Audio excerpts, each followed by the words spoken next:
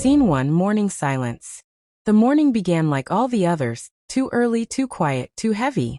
Margaret Hale stood in her kitchen, barefoot on the cold tile floor, watching the coffee drip one exhausted bead at a time.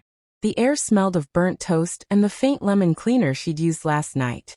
A clock ticked on the wall, each second loud enough to remind her she was still here, still living the same day. Her reflection in the coffee pot was warped and tired, the kind of face that had learned to smile at the wrong times. Kevin's footsteps came down the stairs, slow, dragging, half asleep. He grunted something that sounded like morning, though it carried no warmth. Margaret turned toward him with the same gentle tone she'd perfected over years. "Coffee's ready." He didn't look at her. He rarely did these days. "Thanks," he said flat, as though gratitude were a transaction. He sat at the kitchen island, scrolling through his phone while she placed a plate of eggs before him. He didn't notice the way she hesitated, watching the small tremor in her hands settle before lifting the pan again. It was an ordinary morning, but lately, everything ordinary had started to feel like grief. Scene 2. The daughter's voice. At 8:15, the door opened and Tiffany walked in, talking loudly into her phone as if the walls owed her attention. "I told him, it's not my fault the credit card's maxed out again. He was supposed to pay it," she said, throwing her coat over a chair. "Yeah, well, I'll deal with it later. Bye." She hung up and sighed dramatically.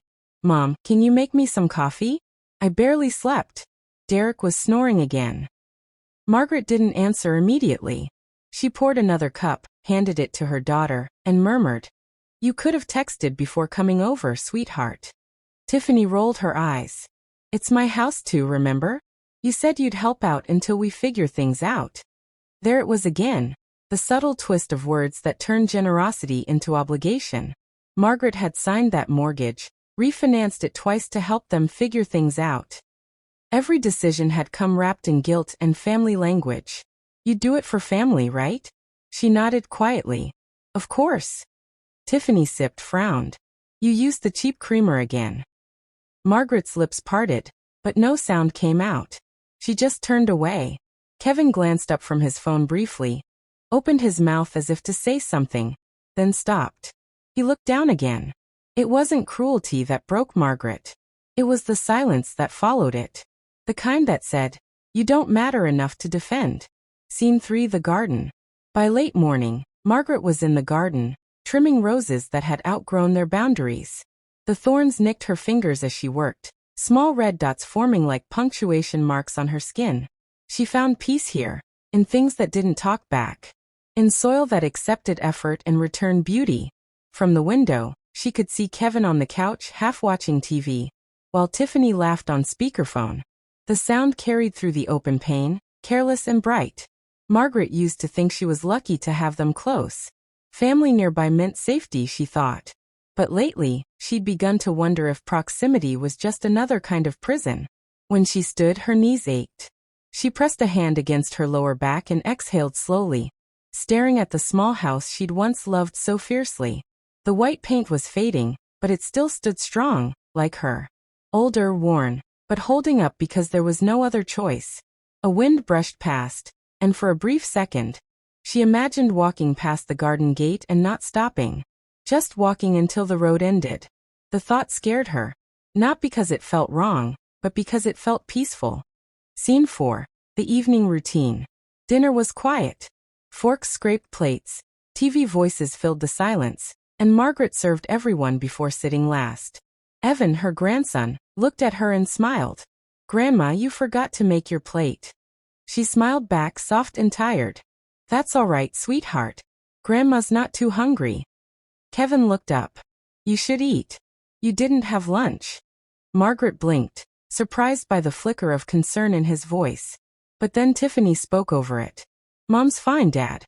She's always watching her diet. Anyway, I was thinking, maybe we should sell this place soon. Derek found a bigger property near the lake. Once the market settles, we could." Margaret's fork paused midair. "Sell this place?" "Yeah," Tiffany said, as though it were obvious. "We're drowning in debt, Mom. You've got equity here. If we sell now, we could clear the loans, start fresh. It's not like you need a house this big." Kevin shifted uncomfortably, but said nothing. Margaret stared at her plate, the colors blurring. This house had been her whole life. Every crack in the wall, every creak in the floor, had her history in it. She remembered painting the nursery herself while Kevin was still in grad school. Remembered saving every penny to pay off the first mortgage. Now her daughter was discussing it like a used car. "I'm not selling," she said quietly. Tiffany blinked. "What?" I said. Margaret repeated, calm but firm. "I'm not selling this house." The silence that followed felt electric. Tiffany laughed awkwardly. "Mom, you're overreacting. I'm just saying." "You're saying," Margaret cut in gently, "you want me to erase my life to fix yours." Kevin looked between them, unsure which side to take. "Let's just talk about it later," he muttered. But Margaret didn't look away. She saw it then, a glint of something behind Tiffany's eyes. Entitlement, wrapped in the language of need. It wasn't the first time. But tonight it stung differently. Scene 5, the quiet realization. When the dishes were done and everyone else was gone, Margaret sat alone in the kitchen, the sound of the dishwasher humming softly beside her. She rubbed her hands together, feeling the ridges of her knuckles. Once those hands had built this home. They'd cleaned, cooked, painted, held, comforted. And now, they trembled when she thought about losing everything. She whispered to the empty room. "What did I do wrong?" The house didn't answer, but she felt it listening. In the reflection of the kitchen window, she saw herself again, smaller, older, but somehow sharper. That night, she couldn't sleep. She stared at the ceiling until the early light began to push through the blinds. She realized something she'd never said aloud. "They stopped loving me the day I stopped being useful." And something shifted inside her. Not anger, not yet. Something quieter, colder, more precise. The kind of change no one sees until it's too late. Scene 6, the silent indication. Morning came again. Kevin left early. Tiffany texted from the driveway. "Be back later, need to talk." Margaret stood in the living room, sunlight spilling through the curtains, and looked around. The house was cluttered with other people's noise. Tiffany's bags, Derek's shoes, toys on the floor. Her world had shrunk into the empty spaces between their chaos. But in her chest, something was expanding. She took her wedding ring off, for no reason she could explain, and set it on the windowsill. The gold caught the light for a moment, then dulled. Outside, a bird perched on the fence, still and watchful. Margaret exhaled long and slow, and whispered, almost to herself, "Something's got to change." And for the first time in years, she didn't sound defeated. She sounded certain. Act 2, the silent years. Scene 1, the rhythm of obligation. Time began to lose shape for Margaret Hale. Days didn't arrive anymore, they recycled. Morning light, coffee, errands, dinner, dishes. Each hour layered atop the last like dust settling on forgotten furniture. After the night she refused to sell the house, there had been tension. Raised voices, slammed doors, Tiffany's crying fits. But over time, things returned to normal. The difference was subtle, a tone, a look, a silence that followed every thank you. Kevin had stopped asking her opinion about anything that mattered. Tiffany had learned to sweeten her manipulation with affection. "Mom, you're the only one I can trust," she'd say, followed by a new request, a new favor, a new dent in Margaret's soul. And Margaret had learned how to smile in the right moments so no one asked what she felt. Scene 2, the kitchen years. It began in the kitchen, always the kitchen. Margaret measured her life in coffee spoons and grocery lists. She knew exactly how much detergent to use to keep the whites clean, how to stretch leftovers into tomorrow's meal, how to read Tiffany's moods by the way her daughter dropped her purse. 5 years of service turned love into labor. "Mom, could you watch Evan tonight? Derek and I have a late dinner with investors." "Of course." "Mom, the electricity bill came again. Can you cover it until next week?" "All right." "Mom, you know I wouldn't ask if it weren't urgent." "I know." Each promise was another stitch tightening around her throat. At night, Margaret sat on the couch alone, watching reruns of old shows she didn't care about. Not because she liked them, but because they filled the silence. Sometimes Kevin would join her, half asleep beside her, the smell of whiskey faint in the air. They didn't fight anymore. They didn't laugh either. Scene 3, Kevin's quiet withdrawal. Kevin Hale had once been charming, careful with words, patient, good-humored.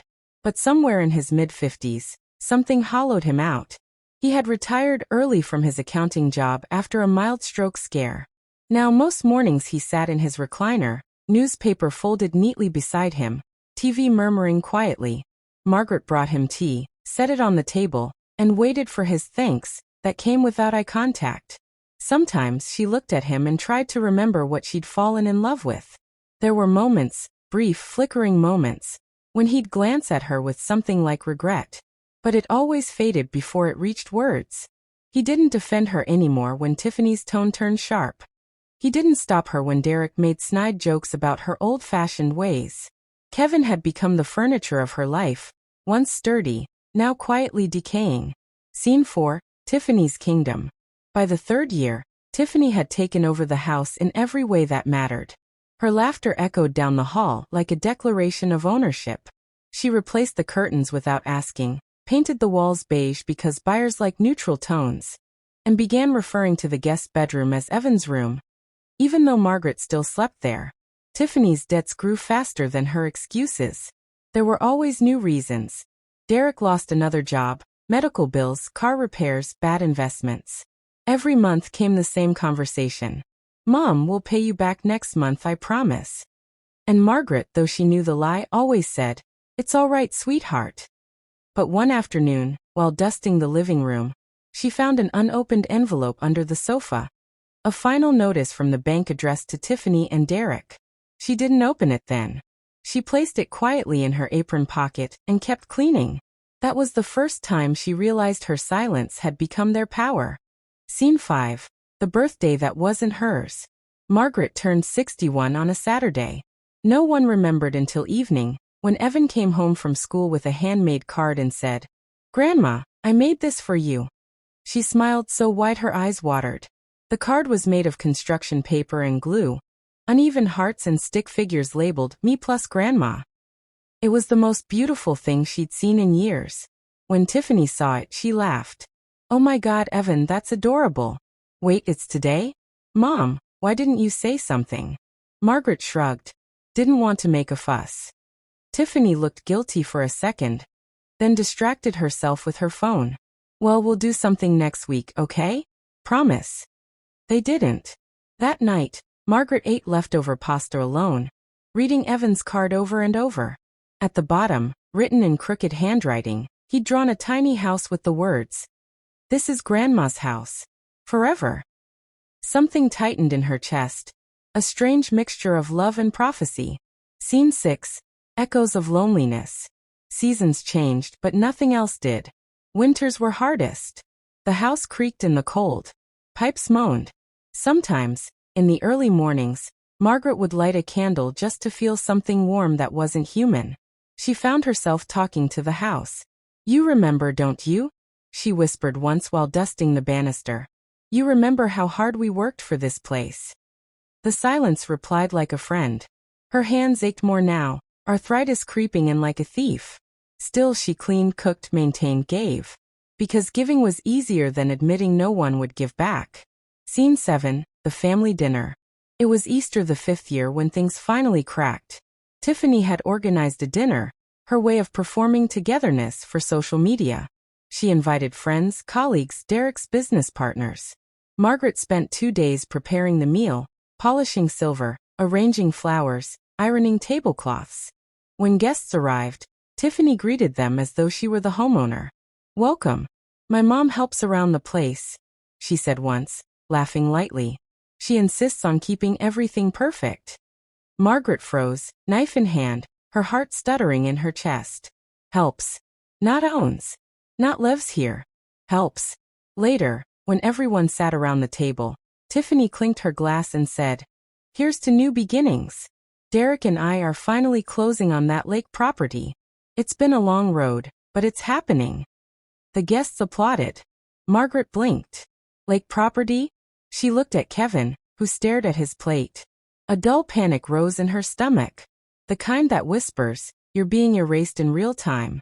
When Tiffany caught her mother's gaze, she smiled too brightly. "Don't worry, Mom. Once it's official, we'll make sure you're comfortable." You won't have to lift a finger. Margaret forced a smile, her throat dry. Inside, something cracked. Not loud, not sudden, but final. Scene 8, the sound of rain. That night, long after the guests had left, it rained hard. Margaret sat by the window, listening to the storm hammer the glass. Tiffany and Derek argued upstairs. Muffled voices, accusations about money, work, debts. Kevin snored in the next room. She thought of leaving again. She thought of packing her things and walking out the door. But the thought always died in the same place. Where would you go? She had built her life around serving theirs. Now there was no version of herself that existed outside this house. A flash of lightning lit the living room, revealing a single droplet running down her cheek. She wiped it quickly, even though no one was watching. Scene 9, Evan's question. One afternoon, as she folded laundry, Evan sat on the floor beside her, building something with blocks. "Grandma," he said quietly, "why does Mom yell at you?" Margaret froze, a half-folded towel in her hand. "She doesn't yell, sweetheart. She just gets stressed sometimes. She said you should be grateful she lets you stay here." His innocence cut deeper than cruelty. Margaret knelt beside him. "Evan," she said softly, "this house belongs to love, not ownership." "Okay." He nodded, confused but trusting.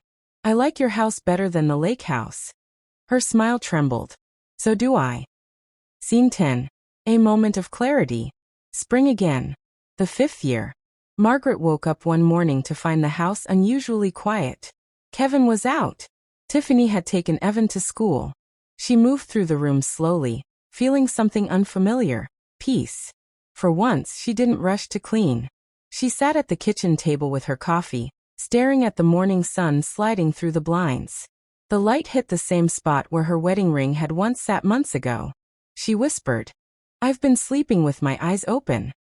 The realization wasn't dramatic. It was quiet, heavy, real. All these years she hadn't been living, she'd been waiting. Waiting for someone to see her, thank her, love her without a reason. But love built on dependency was never love. It was servitude dressed as loyalty. She pressed a hand over her heart and said aloud, "No more." She didn't know what that meant yet. But the words hung in the air like a promise, fragile, defiant, and alive. Act 3. The breaking point and discovery. Scene 1. The forgotten drawer. The morning began uneventfully, as most turning points do. Margaret was cleaning the upstairs hallway when she noticed one of Tiffany's drawers slightly open. The kind of gap that invites curiosity. A small blue folder peeked out, wedged under a stack of unopened mail. For years, Margaret had taught herself to look away, to respect privacy that no one else extended to her. But something about that folder, maybe the weight of it, maybe the way her name faintly appeared on a document corner, made her pause. She hesitated, then pulled it free. Inside, mortgage statements, loan agreements, letters from banks. Some had her signature. Others didn't. Her breath caught. The first page was a refinancing notice. Her house, used as collateral. Margaret sat down slowly on the bed, her pulse loud in her ears. She turned page after page, discovering forged signatures, falsified cosigner agreements, and notices of missed payments. Then she saw it, an official debt statement. $152,684 outstanding. Her chest tightened. They had done it. They had mortgaged her life without her consent. Scene 2. The weight of paper. The papers felt heavy, as if every sheet carried a piece of her trust turned into debt. Margaret read through each line, lips moving silently. Her handwriting appeared on some forms, copied, practiced, unnatural.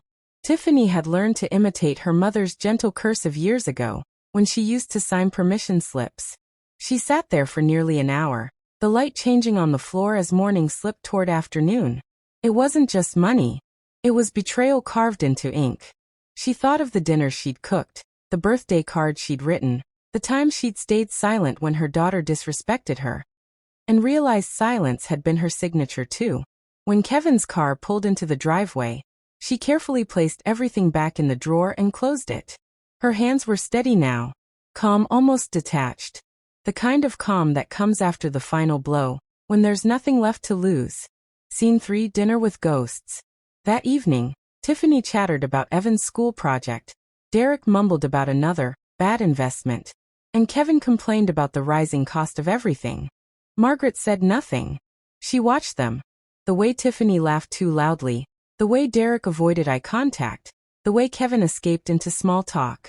They looked like a family. But to her, they were strangers speaking in code. Every word a lie built on her obedience. "Mom, can you pass the salt?" Tiffany asked, smiling. Margaret's eyes lingered on her daughter's hand. Manicured nails, gold bracelet. She passed the salt silently, her mind replaying the signatures, the numbers, the weight of the debt. Tiffany noticed her distant stare. "Are you okay? You look pale." Margaret smiled faintly. "I'm fine. Just a little tired." And she was tired of pretending that love meant erasing herself. Scene 4. The mirror conversation. Later that night, she stood in the bathroom, staring at her reflection. The woman in the mirror looked older than she remembered. Eyes sunken, shoulders curved inward, hair streaked with silver. But beneath the exhaustion was something else. A stillness that felt like power gathering. She whispered, "You let them write your story." Her reflection didn't flinch. For the first time in years, she asked herself a question she had long buried. What do you owe the people who destroy you slowly? And for the first time, she had an answer. Nothing. Scene 5. Confrontation deferred. The next morning, Tiffany burst into the kitchen. "Mom, do you know anything about a call from the bank? They said they couldn't reach you last week." Margaret stirred her coffee slowly. "What did they want?" "I don't know," Tiffany said too quickly.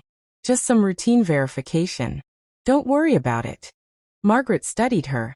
The forced casual tone, the flicker of panic in her eyes. She almost felt pity. Almost. "You seem nervous," Margaret said softly. Tiffany laughed. "Just busy. You know how it is." Margaret's expression didn't change. "Ido." She didn't press further. Not yet. There was more to learn. More to confirm. For now, silence was her disguise. And silence had always been her strength. Scene 6. The bank visit. 2 days later, she took a bus into town. The air was sharp with early autumn, leaves spinning across the pavement. She carried the blue folder in her handbag. At the bank, she met a loan officer named Ms. Davenport, a polite woman in her 30s with too much kindness in her eyes. Margaret laid out the documents. "I need to verify these signatures. I don't believe they're mine." Ms. Davenport frowned as she scanned the pages. "Mrs. Hale, these are active mortgage agreements. You're listed as co-owner." "I didn't sign these." The woman's expression softened. "Do you have reason to believe there's been fraud?" Margaret's voice didn't shake. "I have reason to believe my family has used me." The next hour passed in hushed tones and cautious sympathy. By the time she left, the truth was irrefutable. Forged signatures, falsified notary seals, and 2 cash withdrawals linked directly to Tiffany and Derek's accounts. Margaret thanked Ms. Davenport, her politeness immaculate, and stepped back at other cold air. She stood on the curb, the weight of 5 years pressing down on her shoulders, and for the first time she didn't bow. Scene 7. The memory of giving. On the ride home, she remembered the first time Tiffany had asked for money, for college, for rent, for the wedding. Each time, she'd said yes. Each yes had cost her something invisible. Pride, independence, self-respect. She remembered Kevin's words years ago. "Just help her this once, Maggie. She's our daughter." And how once had become always. Her eyes stung. She wasn't crying. She was remembering what it felt like to stop being human in your own home. The bus rolled past rows of identical houses, each with white fences and trimmed lawns. They looked peaceful. Deceptively so. She wondered how many other women were sitting inside them right now, quietly disappearing under the weight of everyone's needs. They didn't fight anymore. They didn't laugh either. Scene 3. Kevin's quiet withdrawal. Kevin Hale had once been charming, careful with words, patient, good-humored. But somewhere in his mid-50s, something hollowed him out. He had retired early from his accounting job after a mild stroke scare. Now most mornings he sat in his recliner, newspaper folded neatly beside him, TV murmuring quietly. Margaret brought him tea, set it on the table, and waited for his thanks, that came without eye contact. Sometimes she looked at him and tried to remember what she'd fallen in love with. There were moments, brief, flickering moments, when he'd glance at her with something like regret. But it always faded before it reached words. He didn't defend her anymore when Tiffany's tone turned sharp. He didn't stop her when Derek made snide jokes about her old-fashioned ways. Kevin had become the furniture of her life, once sturdy, now quietly decaying. Scene 4, Tiffany's Kingdom. By the third year, Tiffany had taken over the house in every way that mattered. Her laughter echoed down the hall like a declaration of ownership. She replaced the curtains without asking, painted the walls beige because buyers like neutral tones, and began referring to the guest bedroom as Evan's room. Even though Margaret still slept there, Tiffany's debts grew faster than her excuses. There were always new reasons. Derek lost another job, medical bills, car repairs, bad investments. Every month came the same conversation. "Mom, we'll pay you back next month, I promise." And Margaret, though she knew the lie, always said, "It's all right, sweetheart." But one afternoon, while dusting the living room, she found an unopened envelope under the sofa. A final notice from the bank addressed to Tiffany and Derek. She didn't open it then. She placed it quietly in her apron pocket and kept cleaning. That was the first time she realized her silence had become their power. "Are you really going to ruin this family over money?" Margaret opened the door. Her eyes were calm, almost kind. "No, Tiffany. You already did." She closed the door gently. Not a slam, not anger, just the sound of boundaries being built where none had existed before. Scene 10, the breaking point. That night, Margaret couldn't sleep. She sat by the window again, the moonlight cold on her hands. On the table beside her sat the blue folder, a silent testament to everything she had lost and everything she was about to reclaim. She realized she wasn't scared anymore. Fear had been replaced by purpose, deliberate, controlled, unstoppable. For years they had mistaken her kindness for weakness. They had taught her that silence meant consent. They were wrong. She whispered into the dark. "You should have left me something to lose." Outside, the wind howled through the trees. Inside, Margaret began to plan. Act 4, the planning phase. The next morning began like any other, except Margaret was no longer inside the same reality. She woke before dawn as she always did, but her mind wasn't fogged by obedience anymore. It was lit by quiet calculation. The house was still. The same walls, the same stale air. But something had shifted inside her. Her silence wasn't servitude anymore, it was strategy. She stood at the kitchen counter stirring coffee, watching the spoon whirl inside the mug. That spiral, dark, endless, perfectly calm, mirrored her thoughts. For the first time in years, she didn't dread the day ahead. She was planning it. Tiffany stormed in around 8, her perfume sharp, her voice louder than the clock ticking on the wall. "Mom, you haven't paid the phone bill again, right? I got a message this morning." Margaret looked up from the sink, her face calm. "It's been paid." Tiffany frowned. "Well, then they must have made a mistake." Margaret smiled faintly. "Or maybe they just know who's really responsible." It was the first time Tiffany didn't get the last word. That day, when Tiffany left for work and Kevin for his afternoon golf, Margaret went upstairs with a small notepad. Her handwriting was meticulous, loops and lines that had once filled grocery lists and birthday reminders. But now she wrote a new kind of list. Step 1, gather evidence. Step 2, consult attorney. Step 3, secure documents. Step 4, plan exit. Step 5, protect self. She tore the page carefully and placed it inside the lining of an old recipe book, the one Tiffany would never touch.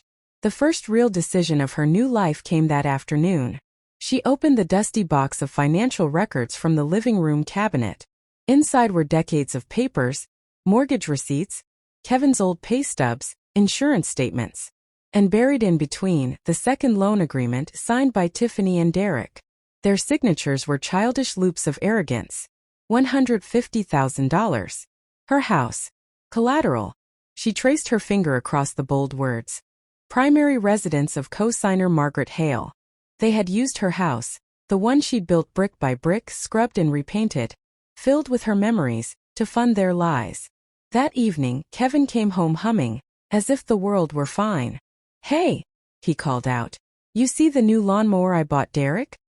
His old one broke. Margaret didn't respond immediately. She turned, her face expressionless. You bought Derek a lawnmower? Yeah, Kevin chuckled, pouring himself a drink. He's been struggling. I thought we could help out. You know, family and all. She studied him for a long moment. Did he ask you? He shrugged. Tiffany did. Of course she did. Margaret almost laughed. But inside, her decision crystallized. There would be no more charity. No more blind giving. No more silent enabling. The next day, Margaret took the bus downtown. She hadn't been in the city for years. She used to love it once, the sound of heels on the pavement, the hum of ambition. At night, she wrote emails to Carol, updating her progress. Each small act of preparation was like tightening the strings of a bow. Meanwhile, Tiffany's behavior grew worse, louder, more careless. She was certain of her control. Mom, can you babysit this weekend? Derek and I are going to Atlantic City, she said one morning, tossing her purse on the counter. Atlantic City? Margaret asked, hiding her surprise. Yeah, Derek says we deserve a break. Things have been so stressful. Margaret smiled faintly. You're right. You do deserve a break.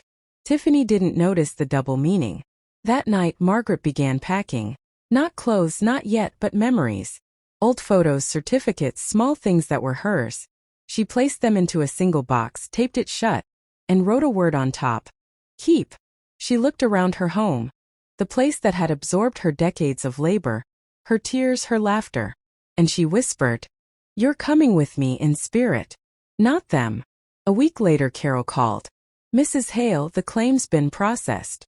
You'll need to attend a preliminary hearing next month. We'll present evidence of fraud and request immediate protection for your assets. Margaret exhaled slowly. So they can't touch the house anymore? Carol smiled through the phone. If we win the motion, no. It'll be legally untouchable. Margaret closed her eyes, tears gathering. Thank you. For the first time in years, someone had defended her. Not out of obligation, but out of justice. She spent the following days in silence, acting normal while building an exit. She redirected mail to a friend's address, moved her savings into a new account, and created a small trust for herself. Kevin remained oblivious. Tiffany was too self-absorbed to notice, and that's what made it easier. The day she finally left was ordinary on the surface. Morning light spilled across the table, her coffee brewed, toast buttered. She left a plate out for Kevin. She walked upstairs, looked around one last time. At the curtains she had hemmed, the photos she had hung, the floor she had scrubbed barehanded after each of Tiffany's tantrums. She took her purse, her folder of documents, and the small box labeled Keep. Then she walked out the front door. No note. No explanations. No goodbye. Just silence, the kind that speaks louder than any scream. By the time Tiffany and Kevin returned that evening, the house felt hollow. The drawers were neatly closed, the room spotless, the smell of lavender faint in the air. But Margaret was gone. And for the first time they had to face the one thing they'd never imagined. A life without her. The next morning, Tiffany's voice echoed through the living room. Dad. She's not answering her phone. Her car's gone. Kevin frowned. Maybe she went to visit her sister? She doesn't have a sister. Tiffany snapped. She took her passport too. Kevin rubbed his temples. What are you saying? I'm saying, Tiffany hissed, that she left. And she took something. Margaret didn't take anything. But Tiffany's panic made her believe she did. Because narcissists always assume someone owes them. Within days, the cracks began to show. Bills went unpaid. Meals unprepared. The mail piled up. And the house, their precious comfort, grew colder without Margaret's silent warmth. In a small rental apartment 2 towns away, Margaret sat by the window, a cup of tea in her hand. The lawyer's documents rested neatly on the table. She had her own name back. Her own peace. Outside, winter began to fall. Snow dusting the rooftops soft and clean. For the first time in her life, Margaret didn't dread tomorrow. She was building it. ACT5 Chaos unfolds. The first 48 hours after Margaret's disappearance passed like a slow unraveling dream for Tiffany and Kevin. At first, it was confusion.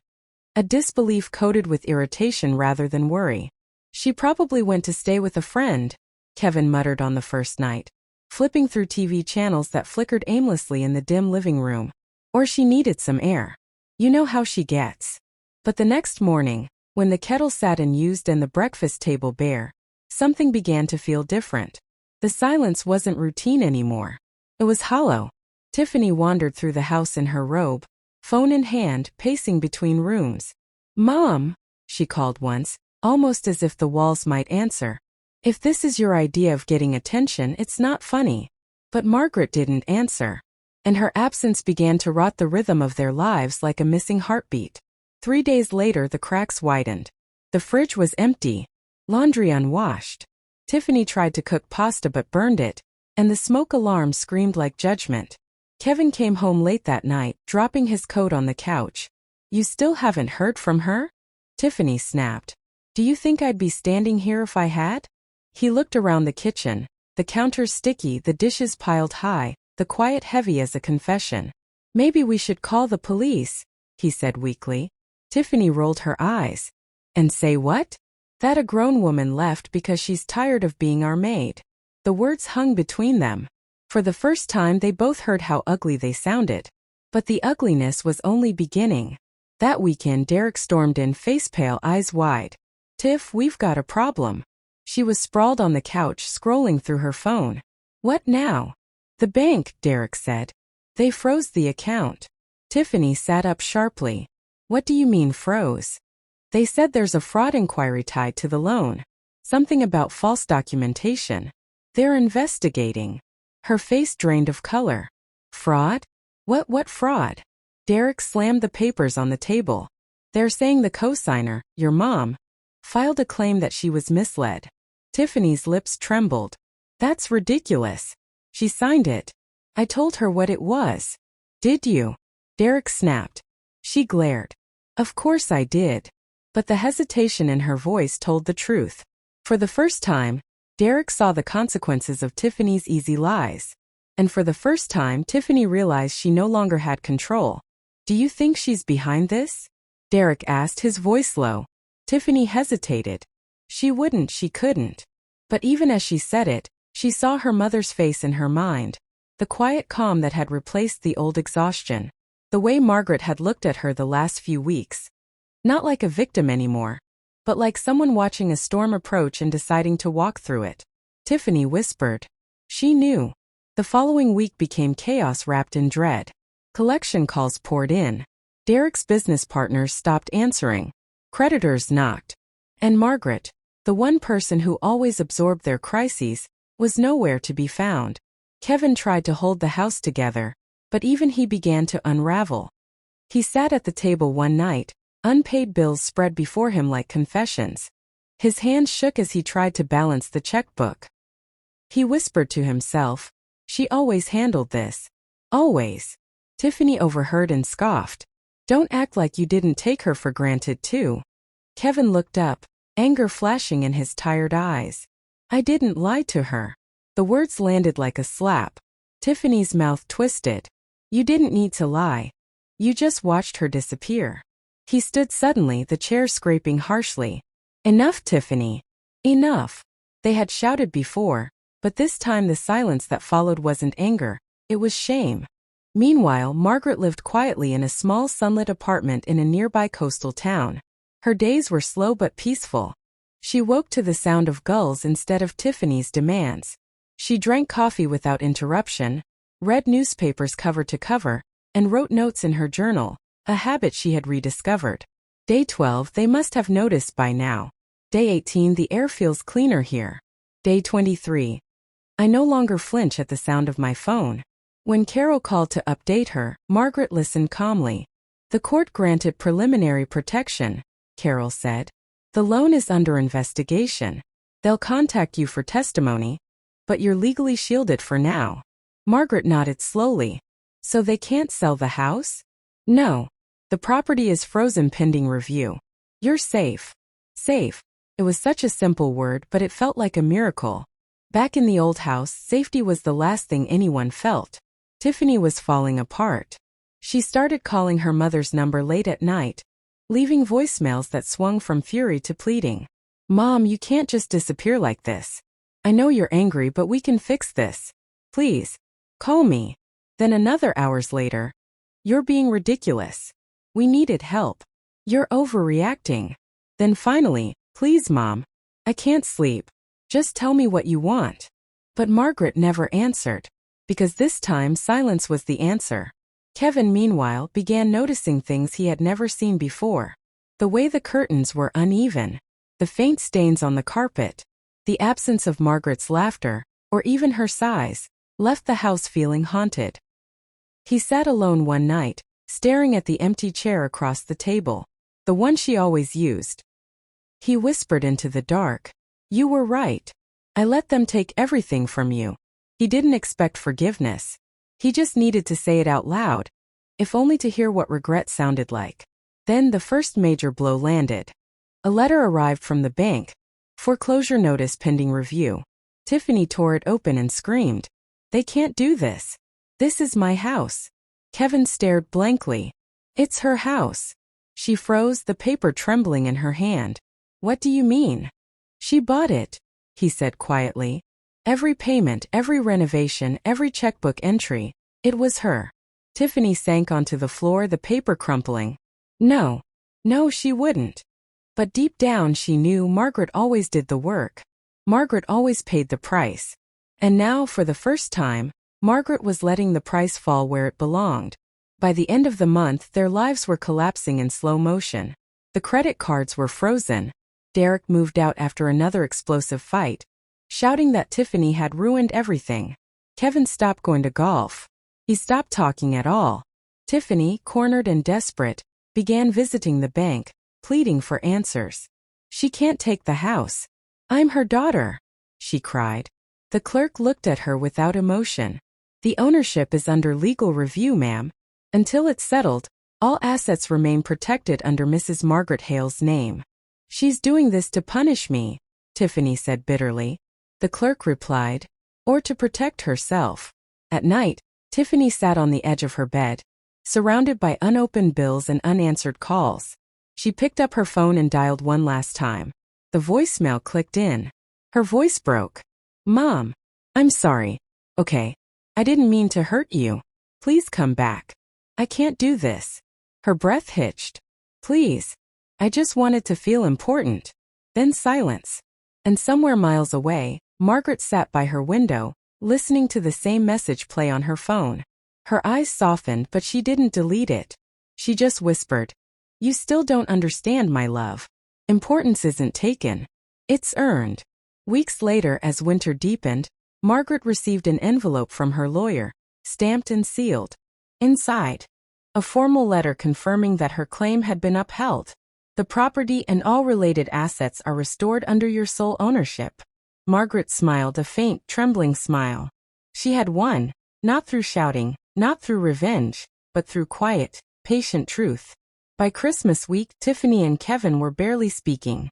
The tree stood half-decorated, the house cold and undecorated. Then on Christmas Eve, a knock echoed at the door. Kevin opened it, and froze. Margaret stood there, calm, poised, wrapped in a long gray coat, snow dusting her shoulders. Tiffany appeared at the top of the stairs, her voice trembling. "Mom." Margaret met her gaze. "Yes, dear. I thought I'd come home for the truth." ACT 6, The Return and Confrontation. Approximate. 8,000 to 9,000 words. The air outside was bitterly cold. Christmas Eve had blanketed the neighborhood in silence. Snow lay like unspoken truths across the lawns, and the world seemed to hold its breath. Margaret stood at the threshold of the house she had once poured her entire soul into. The same door, the same porch light, still flickering faintly. Kevin had never fixed it. Her gloved hand hovered over the doorbell, but she didn't need to press it. She could already see their shadows moving inside.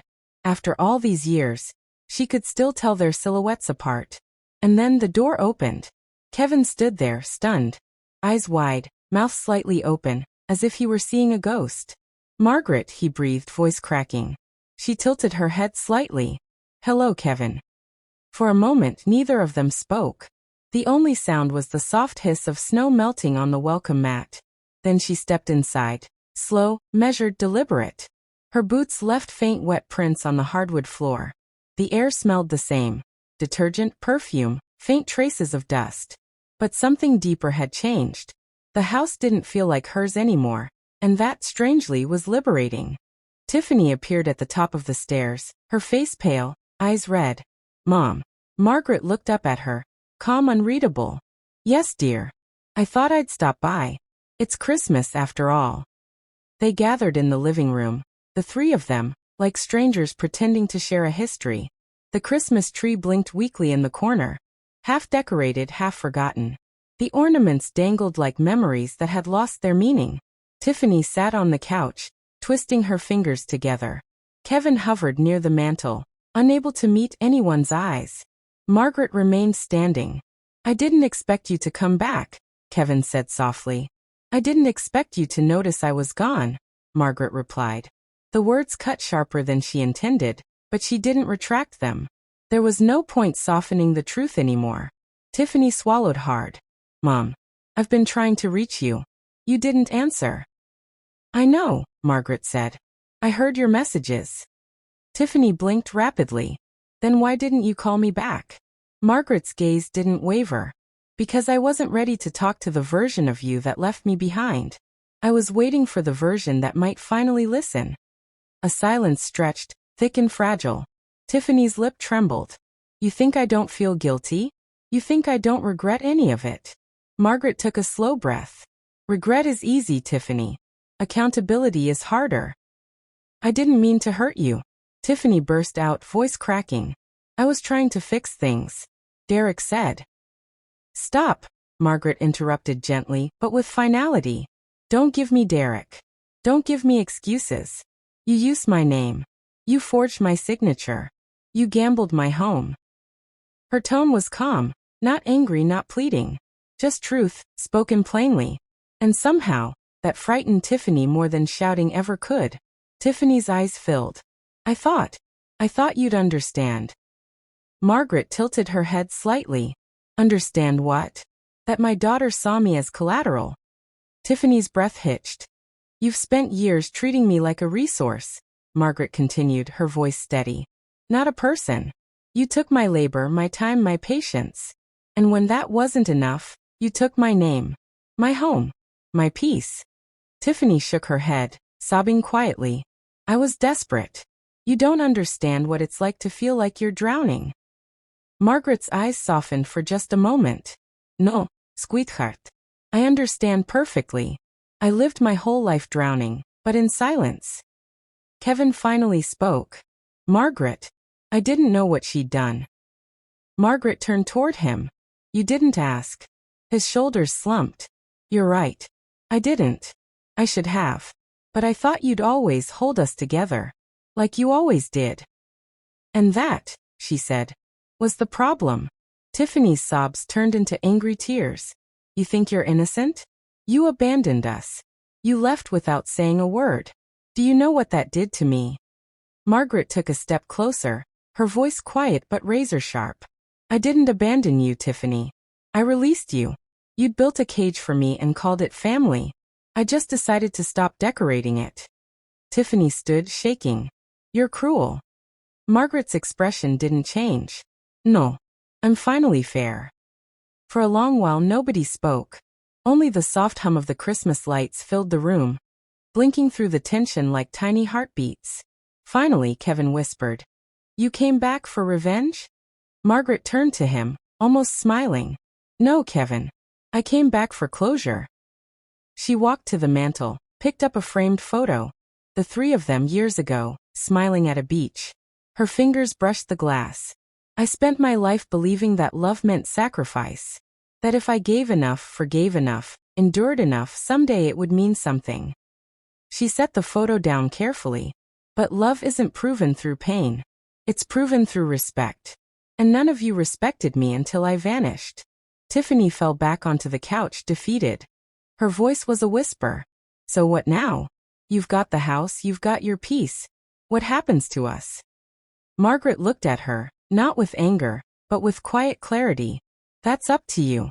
The house is legally mine again. You and your father can stay until the new year. After that, I want it empty. Kevin blinked. You're selling it? Margaret nodded. Yes. And I'll buy something smaller, near the sea. Somewhere quiet. Tiffany's tears spilled over. You're really leaving? I already left, Margaret said softly. I'm just here to finish the paperwork.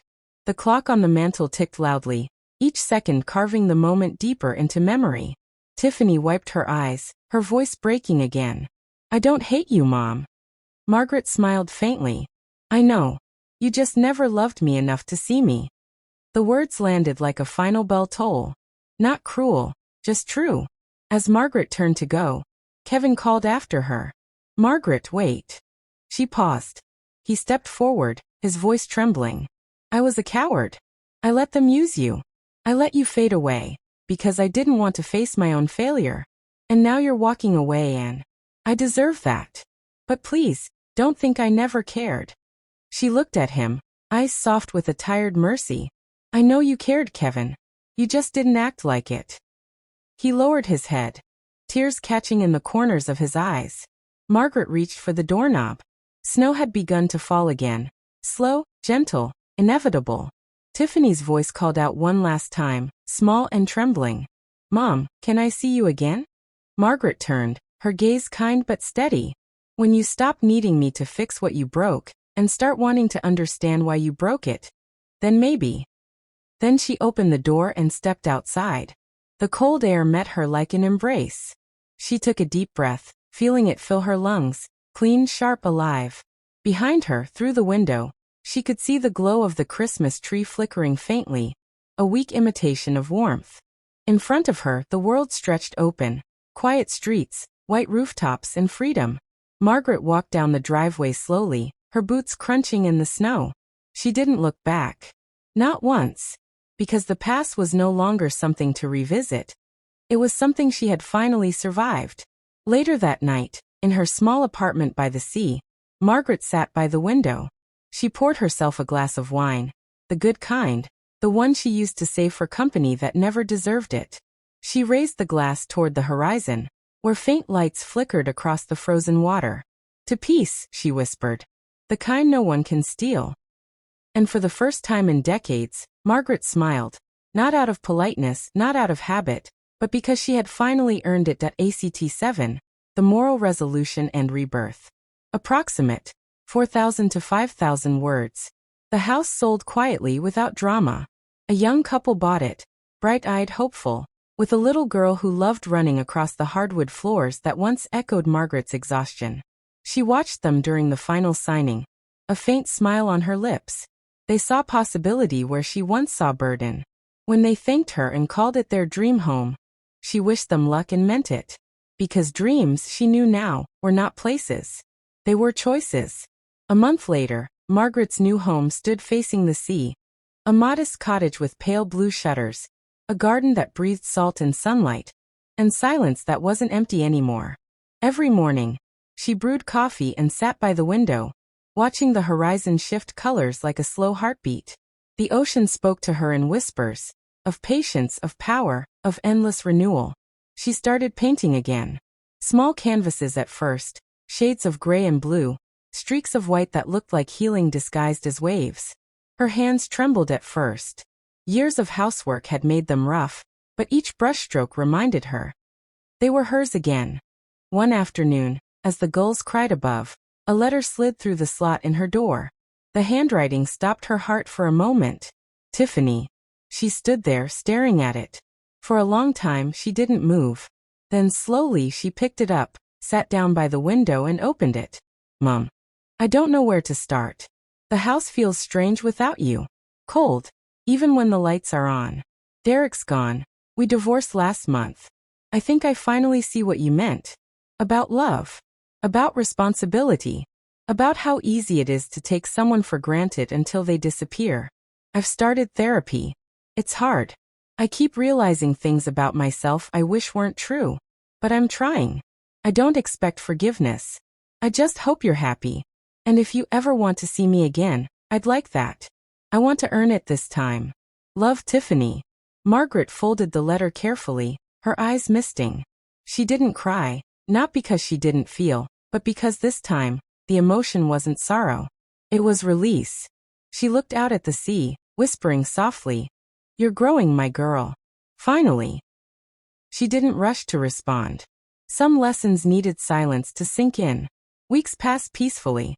Margaret began volunteering at a local art studio for children, teaching them how to use colors to express what words couldn't. They adored her gentle patience, her soft humor, her quiet strength. One little boy, no older than 7, once asked her, "Why do you always paint the ocean, Miss Margaret?" She smiled. "Because it forgives itself every day." Spring came early that year. Her garden bloomed wild, sunflowers leaning toward the wind, lavender filling the air with calm. One morning, she received another letter, this one from Kevin. His handwriting was shaky, the ink uneven. "Margaret, I won't ask you to come back. I just wanted to say thank you. You were right. I didn't act like I cared. But I do. I always did. I've started going to meetings. I'm trying to be someone who deserves peace, even if it's alone. You once said love is respect. I understand that now. Wherever you are, I hope you've found both. Kevin." She read it twice, then folded it neatly beside Tiffany's letter. She didn't reply to his either, not out of bitterness, but because forgiveness, she had learned, was not always spoken. Sometimes, it was simply choosing not to carry the pain anymore. She went outside and stood by the sea, the wind tugging at her hair. The sun broke through the clouds, golden and soft, scattering light across the waves. And in that moment, she realized something profound. She didn't hate them. Not Kevin. Not Tiffany. Not even Derek. Hate had been a chain, and she had spent her entire life learning how to pick the lock. That evening, she prepared dinner. Something simple. Lemon pasta, garlic bread, and a glass of white wine. She ate slowly, savoring each bite, each sound of the ocean tapping gently against the rocks outside. When she finished, she lit a candle by the window, a small ritual she'd started. Not for anyone else, not as a prayer, but as a promise. That she would never again disappear inside someone else's life. As the candle flickered, she whispered quietly, "I am not what they took from me. I am what I chose to rebuild." Later that night, Margaret walked down to the beach. The tide was low, the sand cool beneath her feet. She carried a small box, inside it an old photograph. The one she had once picked up from the mantel. She knelt by the water, opened the box, and let the photo slip into the sea. The waves carried it gently away, faces dissolving, smiles fading, until nothing remained but ripples and moonlight. She whispered, "Goodbye," and for the first time it didn't ache. It felt right. Sometimes, revenge isn't loud. It isn't cruel. It's waking up one morning and realizing you're free. It's no longer needing an apology to feel whole. It's choosing peace over power, self-respect over resentment, and truth over silence. Margaret didn't destroy anyone. She simply stopped destroying herself for them. And that was the sweetest revenge of all. The sound of waves. The candle still burning in the window. The woman who finally learned that peace doesn't come from being needed. It comes from being whole.